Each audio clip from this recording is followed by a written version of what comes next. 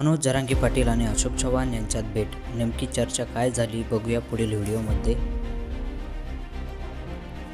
भाजपचे नेते अशोक चव्हाण आणि मराठा आरक्षणासाठी लढा देणारे मनोज जरांगे पाटील यांच्या भेटीला गेले होते। या भेटीत काय घडलं, नेमकं कोणत्या मुद्द्यावर चर्चा झाली, अशोक चव्हाण यांनी मनोज जरांगे पाटील काय म्हणाले, बघूया आपण पुढे।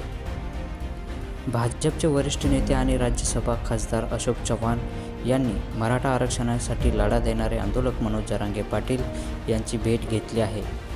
या दोघांमध्ये तासभर चर्चा झाली। त्यावेळी मराठा आरक्षणातील मुद्द्यावर चर्चा झाली।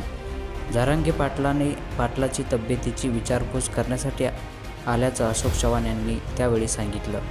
तर सरकार म्हणून नव्हे तर मराठा समाजाचा भाग म्हणून भेटायला आलोय, अशोक चव्हाण यांच्याशी चर्चा केल्यास मनोज जरांगे पाटील यांनी सांगितलं। तसंच पुढच्या बैठकीवरही मनोज जरांगे पाटील यांनी भाष्य केलं।